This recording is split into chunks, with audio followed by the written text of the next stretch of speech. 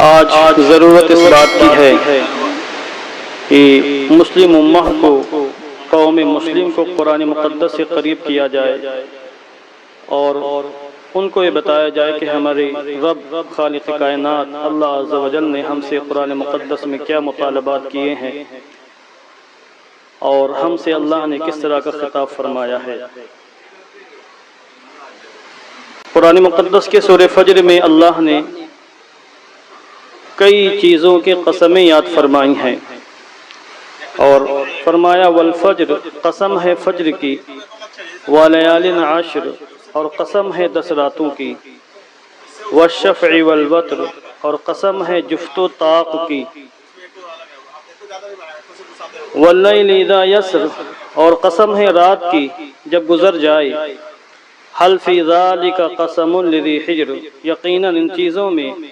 عقل والوں کے لیے بڑی عظیم قسم ہے۔ ان آیت کریمہ میں اللہ عز و جل نے کئی چیزوں کی قسمیں یاد فرمائی ہیں۔ اس سے پہلے میں نے عرض کیا کہ ہمارے یہاں جب اپنی بات کو پختہ کرنا ہوتا ہے تو کسی ایسی چیز کی قسم کھائی جاتی ہے جو بڑی عظیم ہو، ہماری نظر میں عظمت والی ہو، شان والی ہو، اس کی قسم کھائی جاتی ہے۔ یہ الگ مسئلہ ہے کہ قسم کھانا جائز ہے کہ ناجائز ہے، وہ ایک الگ میٹر ہے۔ میں نے اس سے پہلے عرض کیا تھا کہ اللہ عز و جل اور اس کی صفات کی قسم کھائی جائے گی، باقی جو چیزیں ہیں ماں باپ کی قسم وغیرہ ان کو کھانا ممنوع ہے اور یہ کوئی شرعی قسم بھی نہیں ہے۔ اس پر انشاءاللہ کسی موقع پر میں تفصیل سے بیان کروں گا۔ مگر اللہ ہمارا خالق ہے، مالک ہے، کسی قانون کا پابند نہیں، قانون اس نے ہمارے لیے بنائے ہیں، تو اس نے قسم یاد فرمائی، قسم ہے صبح کی۔ میں نے تفسیر میں یہ عرض کیا تھا مفسرین کرام کے حوالے سے کہ یہاں پر فجر سے مراد فجر کی نماز ہے اور وہ وقت ہے کہ جس وقت میں سحری کا وقت ختم ہو جاتا ہے اور فجر کا وقت شروع ہو جاتا ہے۔ یہ وقت بڑا عظیم ہے، اللہ نے اس کی عظمت بیان کرنے کے لیے اس کی قسم یاد فرمائی ہے۔ اس وقت میں اللہ عز و جل کی جانب سے رحمتوں کی سوغات تقسیم ہوتی ہے، رزق اور نعمتوں کی برسات ہوتی ہے اور بندوں کو برکات اور خیرات کا حصہ نصیب ہوتا ہے۔ اور یہ وقت ایسا عظیم ہے کہ شب اور دن کے فرشتے اس وقت میں جمع ہوتے ہیں، رات کے فرشتے جاتے ہیں، دن کے فرشتے آتے ہیں اور پھر رب تعالیٰ کی بارگاہ میں حاضر ہوتے ہیں اور پھر وہاں سوال و جواب ہوتا ہے، جیسا کہ میں نے اس سے پہلے عرض کیا۔ جو حضرات 24 دسمبر کے جمعے میں یہاں موجود رہے ہوں گے ان کو ساری باتیں معلوم ہوگی۔ ایک قول یہ ہے کہ فجر سے مراد ذی الحجہ کی پہلی فجر ہے۔ ماہ ذی الحجہ جن حضرات کو عربی مہینے یاد ہیں ان کو اچھی طرح سے معلوم ہے کہ ذی الحجہ یہ اسلامی سال کا بالکل اختتام ہے، آخری مہینہ ماہ ذی الحجہ، جس میں لوگ حج بیت اللہ ادا کرنے تشریف لے جاتے ہیں اور عاشقان رسول، عاشقان توحید کے قافلے جوق در جوق حرمین شریفین روانہ ہوتے ہیں، خانہ کعبہ کا طواف کرتے ہیں، سعی کرتے ہیں، مزدلفہ جاتے ہیں، منی جاتے ہیں، عرفات کے میدان میں جاتے ہیں، شیطان کو کنکریاں مارتے ہیں، رمی جمرات کرتے ہیں۔ سارے مناسک حج بیت اللہ کی جتنے بھی مناسک ہیں ماہ ذی الحجہ میں ادا کیے جاتے ہیں۔ ماہ ذی الحجہ اسلامی سال کا آخری مہینہ ہے۔ اس مہینے کی ابتدا جس صبح سے ہوتی ہے اللہ نے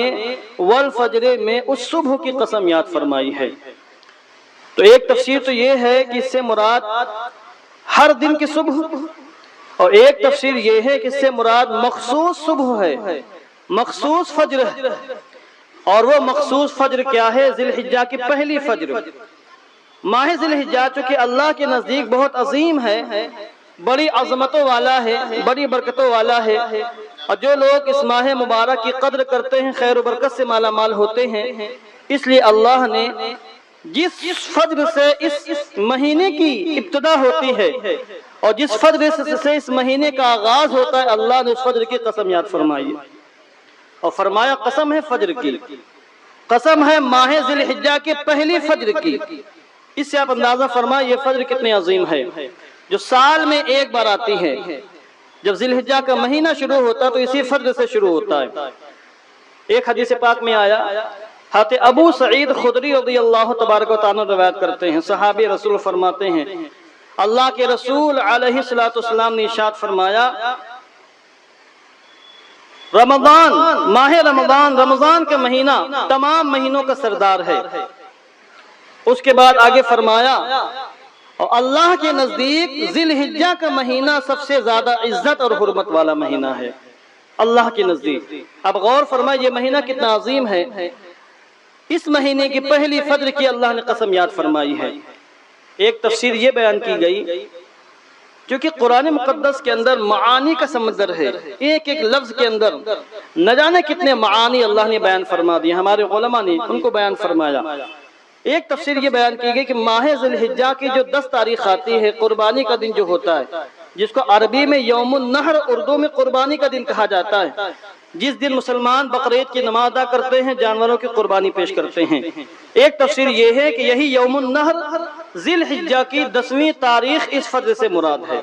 والفجر یعنی قسم ہے ماہ ذی الحجہ کی 10ویں تاریخ کی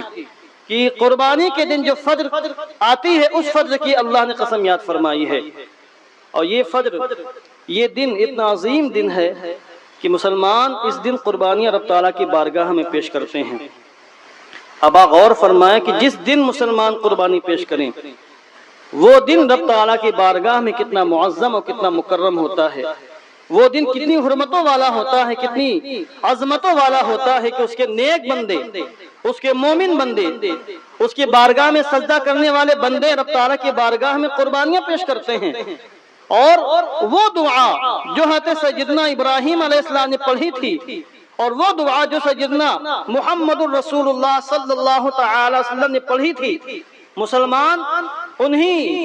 دعا کے الفاظ کو اپنی زبان سے بیان کرتے ہیں اور کہتے ہیں ان صلاتی و نسکی و محیاج و مماتی للہ رب العالمین لا شریک لہ وبذالک امرت وانا اول المسلمین۔ اے میرے رب، بے شک میری نماز، میری قربانی، میری موت اور میری زندگی سب تیرے لیے ہے، تیرا کوئی شریک نہیں ہے، تو رب العالمین ہے، تو تنہا ہے، تیرے ساتھ خدائی میں کوئی شریک نہیں ہے، اور میں تیری بارگاہ میں سجدہ بندگی پیش کرتا ہوں۔ یہ میں نے آیت کریمہ کا خلاصہ اپنے انداز میں بیان کیا ہے، ترجمہ تو میں نے اس کا ترجمہ نہیں کیا۔ ترجمہ تو یہ ہوگا بے شک میری نماز، میری قربانی، میری موت اور میری زندگی للہ رب العالمین، اس اللہ کے لیے ہے جو تمام عالمین کا رب ہے، وحدہ لا شریک لہ، جو تنہا ہے، جس کے ساتھ کوئی شریک نہیں، اور وَأَنَا أَوَّلُ الْمُسْلِمِينَ، میں سب سے پہلا مسلمان ہوں۔ اس دعا کو بندہ مومن پڑھ کر گویا کہ رب تعالیٰ کی بارگاہ میں یہ عزم کرتا ہے، یہ عہد کرتا کہ اللہ میں تجھ سے وعدہ کرتا ہوں کہ نمازی بھی تیرے لیے پڑھوں گا، قربانی بھی تیرے لیے پیش کروں گا، اور یہ میری موت بھی تیرے لیے ہے، میری زندگی بھی تیرے لیے ہے۔ تو قربانی کا دن بڑا عظیم ہے۔ اللہ عز و جل نے اس دن کی فجر کی قسم یاد فرمائی ہے کہ والفجر، قربانی کے دن جو فجر کی نماز آتی ہے یا فجر کا وقت آتا ہے، میں خالق ہو کر اس وقت کی قسم یاد کر رہا ہوں، قسم ہے فجر کی۔ اس کو میں یہاں پہ تھوڑا سا موقوف کرتا ہوں، تھوڑا سا آگے بڑھتا ہوں، پھر انشاءاللہ اس پر تھوڑی سی گفتگو کروں گا۔ آگے اللہ نے فرمایا وَلَيَالِ الْعَشْرِ، قسم ہے 10 راتوں کی۔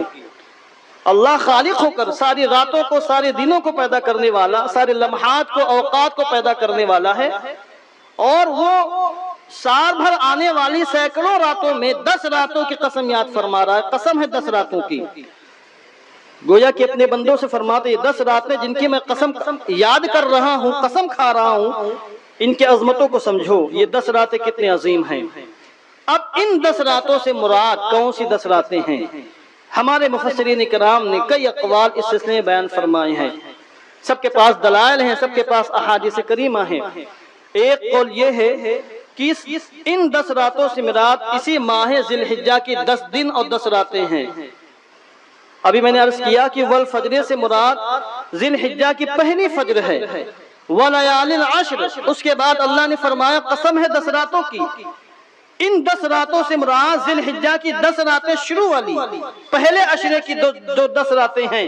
اور پہلے عشرے کے جو 10 دن ہیں، یہ 10 دن اور 10 رات جن پر یہ پورا پہلا عشرہ مشتمل ہے، اللہ نے انہی 10 دنوں اور انہی 10 راتوں کی قسم یاد فرمائی ہے، کیونکہ یہ وہ جو 10 دن ہیں بڑے عظیم ہیں۔ جیسا کہ میں نے ابھی عرض کیا کہ ان 10 دنوں میں لوگ مناسک حج ادا کرتے ہیں، انہی 10 دنوں میں یوم ترویہ بھی ہے، انہی 10 دنوں میں یوم عرفہ بھی ہے، اور انہی 10 دنوں میں یوم نحر بھی ہے، انہی 10 دنوں میں بندہ مومن خانہ کعبہ کا دیدار بھی کرتا ہے، طواف بھی کرتا ہے، اور انہی 10 دنوں میں بندہ مومن وقوف عرفہ، وقوف مزدلفہ بھی کرتا ہے، منی بھی تشریف لے جاتا ہے۔ یہ سارے مناسک حج 10 دنوں کے اندر ادا کیے جاتے ہیں، اس لیے اللہ نے ان 10 راتوں اور 10 دنوں کی قسم یاد فرمائی ہے۔ حضرت سیدنا عبداللہ ابن عباس رضی اللہ تعالیٰ عنہ، جن کو حبر الامہ کہا جاتا ہے، یعنی امت محمدیہ کے سب سے بڑے عالم دین، سب سے بڑے فقیہ، سب سے بڑے مفسر، جن کو بحر العلوم کے لقب سے بھی جانا جاتا ہے، جن کے ساتھ حضور کی دعائیں تھیں، حضور کے چچیرے بھائی حضرت عبداللہ ابن عباس، یہ اس آیت کریمہ کی تفسیر بیان فرماتے ہیں کہ اللہ کے رسول صلی اللہ علیہ وسلم نے ارشاد فرمایا کہ ماہ ذی الحجہ کی پہلی 10 راتوں میں اور پہلی 10 دنوں میں جو عبادت کی جاتی ہے اللہ عز و جل کی، اللہ عز و جل کو ان دنوں کی عبادت سے زیادہ کسی دن کی عبادت محبوب اور پسندیدہ نہیں ہے۔ بندہ مومن ان 10 دنوں میں جو اللہ کی عبادت کرتا ہے، بندگی کرتا ہے، تو اس کو اللہ کا قرب حاصل ہوتا ہے، یہ عبادت اللہ کو محبوب ہے، پیاری ہے، پسندیدہ ہے۔ ان دنوں کے مقابلے میں کسی اور دن اللہ کی بندگی کی جائے تو اللہ کو اتنا محبوب نہیں۔ ایک صحابی رسول نے پوچھا، یا رسول اللہ کیا جہاد فی سبیل اللہ بھی محبوب نہیں ہے؟ یعنی راہ خدا میں بندہ مومن جہاد کرے، جہاد فی سبیل اللہ کرے، کیا یہ بھی اللہ کو ان دنوں کی عبادت سے زیادہ محبوب نہیں ہے؟ حضور رحمت عالم نے ارشاد فرمایا نہیں، وہ بھی نہیں، اس کا بھی مقام ان دنوں کی عبادت کے مقابلے میں کم ہے۔ مگر پھر اللہ کے رسول ارشاد فرماتے ہیں، ہاں وہ شخص جو راہ خدا میں نکلا جہاد کرنے کے لیے، دین کو حفاظت کے لیے، دین کی دفاع کے لیے، اپنے دین کو بچانے کے لیے، ظلم کے خاتمے کے لیے، اور پھر وہ راہ خدا میں شہید بھی ہو جائے اور اس کا مال بھی راہ خدا میں قربان ہو جائے۔ جو شخص اپنے پورے مال کو راہ خدا میں قربان کر دے، اپنی جان کو راہ خدا میں شہید کر دے، قربان کر دے، تو ایسے شخص کی عبادت، ایسے شخص کی بندگی، ایسے شخص کی قربانی ان 10 دنوں میں عبادت کرنے والے کی عبادت سے بڑھ کر ہے اور اس کی قربانی سے بڑھ کر ہے، یہ حضور نے ارشاد فرمایا۔ اور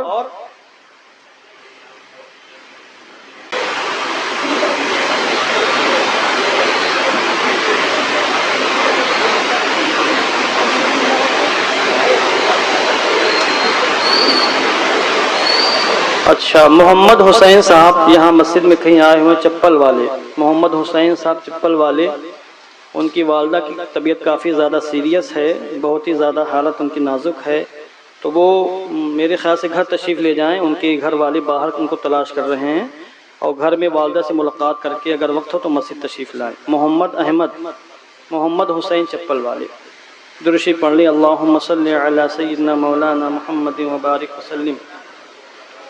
صلاۃ و سلام علیک یا رسول اللہ صلی اللہ تعالی علیہ وسلم۔ تو اسی طریقے سے حضرت عبداللہ ابن عباس سے ایک روایت اور بھی ہے جس میں آپ نے یہی صیغے اور یہی الفاظ استعمال فرمائے، اور بعد میں آپ نے یہ ارشاد فرمایا کہ ان 10 دنوں میں اللہ کی عبادت اتنی عظیم ہو جاتی ہے کہ جب کوئی بندہ مومن ان 10 دنوں میں اللہ کی عبادت کرتا ہے، نیک اعمال کرتا ہے، تو ایک ایک عمل کے صلے میں اللہ 700 نیکیوں کا ثواب اس کو عطا فرماتا ہے۔ یہ حضرت عبداللہ بن عباس سے مروی ہے، اور حضرت ابو ہریرہ رضی اللہ تعالیٰ عنہ سے حدیث پاک مروی ہے انہی 10 دنوں کی فضیلت کے حوالے سے۔ وہ یہ فرماتے ہیں، ایک تو وہی باتیں عرض کی انہوں نے ارشاد فرمائی جو حضرت عبداللہ بن عباس نے ارشاد فرمائی تھی، پھر آگے انہوں نے ارشاد فرمایا کہ حضور نے یہ بھی ارشاد فرمایا کہ ذی الحجہ کے 10 دنوں میں جو ایک روزہ رکھتا ہے تو یہ ایک روزہ 1 سال کے روزوں کے برابر ہے، اور ذی الحجہ کی 10 راتوں میں جو شخص اللہ کی بندگی کرتا ہے، جاگ کر عبادت کرتا ہے، تو یہ ایک شب کی عبادت شب قدر کی عبادت کے برابر ہے۔ یہ حضرت ابو ہریرہ سے مروی ہے۔ تو یہ راتیں اور یہ دن بڑے عظیم ہیں، عظمت والے ہیں، اور ہم غفلتوں میں سستیوں میں، کاہلوں اور کاہلی میں ان تمام راتوں کی عظمتوں سے غافل ہیں۔ ہمیں پتہ ہی نہیں کہ اللہ نے کیسی کیسی نعمتوں سے ہمیں سرفراز فرمایا ہے اور کیسے کیسے اوقات سے ہمیں سرفراز فرمایا ہے کہ ہم اللہ کی عبادت کر کے، نیکیاں کر کے اللہ کو راضی کر سکتے ہیں اور دارین کی کامیابی حاصل کر سکتے ہیں۔ تو ایک تفسیر یہ بیان کی کہ 10 راتوں سے مراد ذی الحجہ کے 10 دن ہیں اور ان 10 دنوں میں آنے والی 10 راتیں پہلا عشرہ مراد ہے۔ اور ایک تفسیر یہ ہے کہ اس سے مراد محرم الحرام کا پہلا عشرہ ہے۔ محرم الحرام کا پہلا عشرہ، محرم الحرام جس سے اسلامی ہجری سال کی ابتدا ہوتی ہے، اسلامی سال کا آغاز ہوتا ہے۔ یہ اسلامی سال کا آغاز جس مہینے سے ہوتا ہے، اس مہینے کی شروع کے 10 دن اللہ کو بڑے پیارے ہیں، بڑے محبوب ہیں اور قرآن مقدس میں اللہ نے ان 10 دنوں کی قسم یاد فرمائی ہے۔ ایک روایت میں یہ آیا کہ ایک صحابی حضور کی بارگاہ میں آئے اور یہ روایت حضرت علی شیر خدا مولا کائنات سے مروی ہے۔ فرماتے ہیں کہ ایک صحابی حضور کی بارگاہ میں آئے اور کہنے لگے یا رسول اللہ، اگر میں رمضان کے علاوہ کسی اور مہینے میں اللہ کی بارگاہ میں روزے رکھنا چاہوں تو حضور کو کون سا مہینہ ہوگا؟ حضور نے فرمایا محرم الحرام کے مہینے میں روزے رکھو، کیونکہ ماہ محرم الحرام اللہ کا مہینہ ہے۔ ایک قوم نے اس ماہ مبارک میں روزے رکھے تو اللہ نے ان کے گناہوں کو معاف کیا، توبہ قبول فرما لی۔ تم اگر اس ماہ مبارک کے روزے رکھو گے تو اللہ تمہیں معاف فرما کے تمہاری توبہ قبول فرما لے گا، تمہاری توبہ بھی مقبول ہوگی، اللہ تمہاری توبہ کے صلے میں تم کو معاف بھی فرما دے گا۔ یہ روایت علی مولا کائنات رضی اللہ تعالیٰ عنہ سے مروی ہے۔ اور ایک تفسیر یہ ہے کہ اس سے مراد ذی الحجہ کے آخری 10 دن ہیں، وہ ماہ رمضان کے آخری 10 دن ہیں، یعنی رمضان کا آخری عشرہ جس میں شب قدر ہے، جس کے بارے میں یہ آیا کہ شب قدر کو ماہ رمضان کے آخری عشرے کی طاق راتوں میں تلاش کرو، یعنی 21ویں کو، 23ویں کو، 25ویں، 27ویں اور 29ویں، یہ 5 شب جو طاق راتیں کہلاتی ہیں۔ روایتوں میں آیا ہے کہ شب قدر انہی 5 راتوں میں سے کسی رات میں ہے اور یہ 5 راتیں ماہ رمضان کے آخری عشرے میں ہیں، اس لیے ماہ رمضان کا آخری عشرہ بڑا عظیم ہے اور قرآن مقدس میں اس کی قسم یاد کی گئی ہے۔ قرآن مقدس کے اندر اللہ نے فرمایا اِنَّا أَنزَلْنَاهُ فِي لَيْلَةِ الْقَدْرِ وَمَا أَدْرَاكَ مَا لَيْلَةُ الْقَدْرِ لَيْلَةُ الْقَدْرِ خَيْرٌ مِّنْ أَلْفِ شَهْرٍ تنزل الملائكة والروح فيها بإذن ربهم من كل أمر سلام هي حتى مطلع الفجر۔ یہاں پر ماہ رمضان کی عظمتوں کو بیان کیا گیا ہے، چونکہ شب قدر ماہ رمضان میں ہے اور اللہ نے فرمایا کہ شب قدر میں ہم نے اس قرآن کو نازل کیا ہے اور یہ شب قدر ایسی شب قدر ہے کہ جس میں عبادت کر لینا 1000 سال کی نفلی عبادت سے بہتر ہے۔ اس میں فرشتے نازل ہوتے ہیں، روح الامین نازل ہوتے ہیں اور صبح تک من جانب اللہ سلامتی کا نزول ہوا کرتا ہے۔ تو سلامتی نازل ہوتی ہے اس شب میں، فرشتے نازل ہوتے ہیں، حتیٰ کہ تمام فرشتوں کے سردار جبریل امین تو اس شب میں دنیا میں تشریف لاتے ہیں، اس روئے زمین پر تشریف لاتے ہیں۔ اس لیے یہ جو رمضان کا آخری عشرہ ہے اس کی 10 راتیں بھی بڑے عظیم ہیں اور قرآن مقدس میں اللہ نے ان 10 راتوں کی قسم یاد فرمائی ہے۔ اب یہ ساری گفتگو کا خلاصہ ہوا جو میں نے ابھی عرض کیا، یہ ہمارے مفسرین نے بیان فرمایا، میں نے اپنے انداز میں آسان کر کے، مختصر کر کے اس کو بیان کرنے کی کوشش کی ہے، تفصیل بیان کرنے کا موقع نہیں ہے۔ اب میں ایک آخری بات عرض کرنا چاہتا ہوں، میں نے والفجر ولیال عشر کی تفسیر میں چند باتیں عرض کی ہیں جس سے بات واضح ہوتی ہے کہ اللہ نے ان دونوں آیتوں میں، پھر آگے والشفع والوتر، ایک آیت کریمہ اور لے لیا، والوتر والشفع، شفع کہتے ہیں جفت کو، جیسے 2 4 6 8 10 یہ جفت ہیں، اور وتر کہتے ہیں طاق کو، جیسے 1 3 5 7 9 یہ طاق ہیں۔ قرآن مقدس نے جفت اور طاق کی قسم یاد فرمائی ہے۔ اس کی تفسیر میں حضرت جابر بن عبداللہ، حضرت عبداللہ بن عباس فرماتے ہیں رضی اللہ تعالیٰ عنہما کہ شفعوں سے مراد ذی الحجہ کی 10 تاریخ ہے یعنی قربانی کا دن، اور وطروں سے مراد 9 ذی الحجہ یعنی یوم عرفہ، عرفہ کا دن، کہ جس دن حج کرنے والے عرفات کے میدان میں جاتے ہیں، وقوف عرفہ کرتے ہیں اور یہ حج کا فرض اعظم ہے۔ اب جب ان تینوں آیت کریمہ کی تفسیر آپ کے سامنے آ گئی تو آپ کے سامنے یہ بات واضح ہو گئی ہوگی کہ ان تینوں آیتوں میں اللہ نے قربانی کے دن کی 3 مرتبہ قسم یاد فرمائی، ایک والفجر میں، پھر والشفع ولیال العشر، اس میں بھی قربانی کا دن داخل ہے، پھر والشفع والوتر میں والشفع یہ قربانی کا دن ہے، تو والفجر قربانی کے دن کی قسم اللہ نے یاد فرمائی، 10 راتوں کی قسم میں قربانی کی رات قربانی کا دن داخل اس کے اللہ نے قسم یاد فرمائی، اور پھر والشفع والوتر میں والشفع سے مراد قربانی کا دن، اس میں بھی اللہ نے قربانی کے دن کی قسم یاد فرمائی۔ اس لیے میں نے عرض کیا کہ قربانی اللہ کو بڑی محبوب ہے، بڑی پیاری ہے، حتیٰ کہ جس دن اور جس شب بندہ مومن قربانی پیش کرتا ہے، چاہے وہ کسی بھی چیز کی قربانی ہو، وہ شب اور وہ دن بھی اللہ کی بارگاہ میں عظمت والی ہوتی ہے، رفعت والی ہوتی ہے، اور اللہ اس دن اور شب اپنے بندے پر رحمت الہی، اپنے بندے پر رحمت کے جھماجھم برسات فرماتا ہے۔ اس لیے میں عرض کرتا ہوں کہ قربانی کرنے کا جذبہ سیکھیں۔ قربانی صرف یہ نہیں ہے کہ جانور قربان کر دیا جائے، سال کے چند مخصوص دنوں میں اپنی دولت خرچ کر کے جانور لے کر رب تعالیٰ کی بارگاہ میں قربان کر دیا جائے، یہ بھی قربانی ہے، صاحب نصاب پر واجب ہے، مگر صرف یہ قربانی نہیں ہے۔ قربانی کی حقیقت یہ ہے کہ مذہب اسلام کو، آپ کے دین کو، آپ کی امت کو، آپ کی ملت کو، آپ کی قوم کو آپ کی جس چیز کی حاجت ہے اس چیز کو قربان کرنے کا جذبہ ہونا چاہیے۔ وقت کی قربانی کہ اگر حاجت ہے تو اب وقت قربان کریں۔ آج لوگ دین کے لیے وقت دینا نہیں چاہتے، دین کے لیے ٹائم دینا نہیں چاہتے، ان کے پاس جم کرنے کے لیے 2-2 گھنٹے ہیں، ان کے پاس ٹیوشن پڑھنے کے لیے 5-5 گھنٹے ہیں، اسکول جانے کے لیے 5-10 گھنٹے مل جاتے ہیں، آفس میں بیٹھ کر آفس کے کام کرنے کے لیے پورا ٹائم ان کے پاس ہے، مگر اپنے رب کے لیے، اپنے خالق کے لیے، اپنے مالک کے لیے ان کے پاس 10 منٹ نہیں ہے، ان کے پاس آدھے گھنٹہ نہیں ہے، ان کے پاس 1 گھنٹہ نہیں ہے۔ وقت کی قربانی دین کے لیے پیش کرنے میں کلیجہ نہ جانے کو پھٹنے لگتا ہے۔ دیکھیں ابھی 1:25 ہوا ہے، ابھی نہ جانے ہمارے کتنے مومن بھائی ایسے ہیں جو ابھی گھر میں تیاریاں کر رہے ہیں، ان کے کان لگے ہیں مسجد کی محک میں کہ جیسے ہی خطبہ شروع ہوگا پھر وہاں سے حضرت تشریف لائیں گے، شان کے ساتھ اتراتے ہوئے، منڈلاتے ہوئے، موج مستیاں کرتے ہوئے، اور پھر کوشش یہ کریں گے کہ باہر روڈ پر 2 رکعت نماز پڑھ کے تیزی کے ساتھ رفع چکر ہو جائے۔ پابندی ہونے کے بعد پولیس باہر کھڑی ہے، اس کے باوجود کوشش یہ کی جاتی ہے کہ 2 رکعت نماز کسی طریقے سے بس آنن فانن کسی طریقے سے ایک بوجھ اتار کر کہ ہم نے دل کو تسلی دے لی کہ ہم نے جمعہ پڑھا ہے، جمعہ ہم نے قرض نہیں کہ لوگ کیا کہیں گے جمعہ تک نہیں پڑھا، تو 2 رکعت نماز پڑھ کے بدنامی کے خوف سے وہ باہر سے نکل جاتے ہیں، 9-11 ہو جاتے ہیں۔ ابھی پچھلے ہفتے کی بات ہے کہ باہر لوگوں نے سمجھایا تو باقاعدہ بحث تکرار کی گئی، حتیٰ کہ پولیس والوں نے 2 لوگوں کو پکڑ کے لے جانے کی کوشش کی، چھڑائے گئے ان کو۔ یہ حالات مومنوں کے ہیں کہ ہفتے میں 1 دن بھی وہ آدھا گھنٹہ اللہ کے لیے نہیں دے سکتے،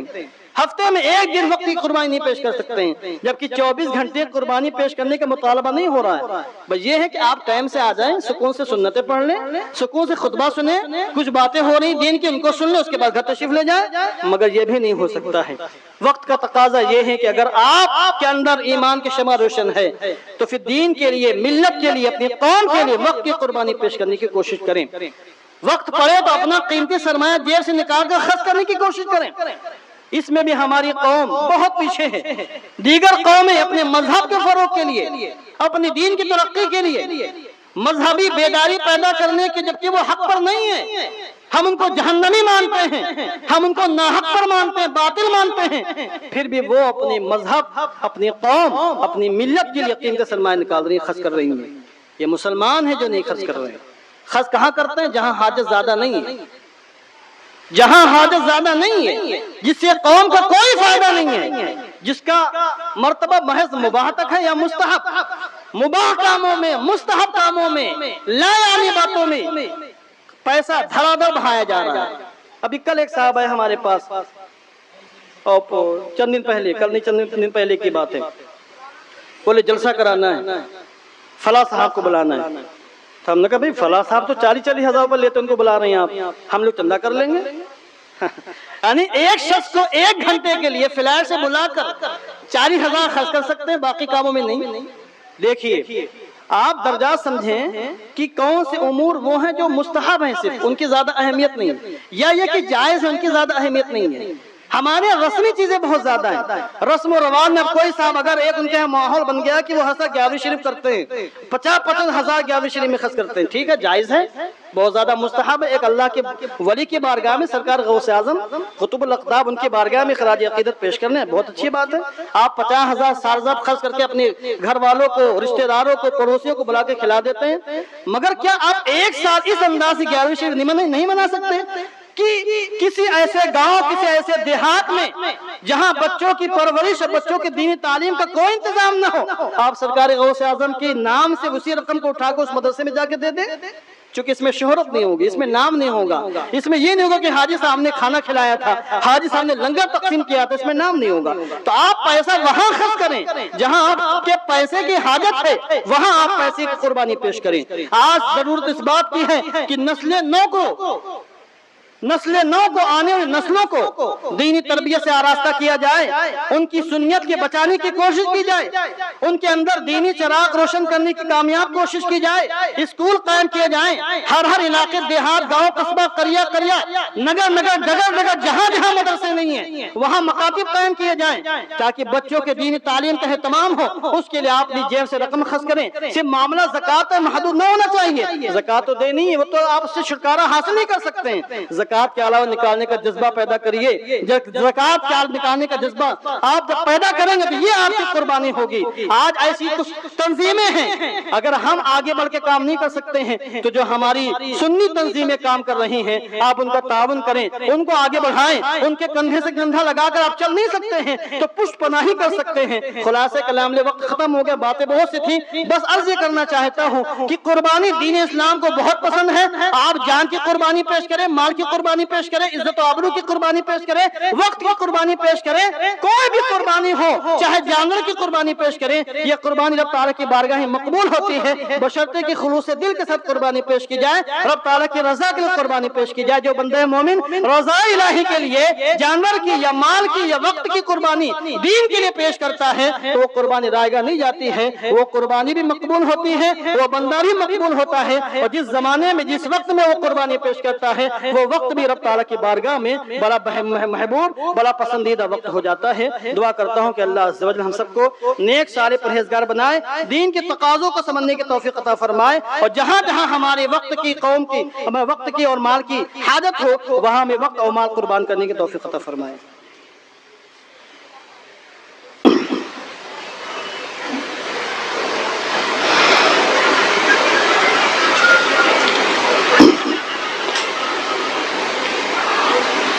جناب حاجی ہدایت اللہ بن حاجی سمیع اللہ صاحب اور محمد رضوان ماہ جبیں رقیہ یہ سب بیمار ہیں, سب کو صحت کاملہ کے لیے دعا کرنی ہے. سورہ فاتحہ پڑھ لیں, تیمہ سورہ اخلاص پڑھ لیں, اول واخر درود شریف پڑھیں, اس کے بعد دعا ہوگی انشاءاللہ.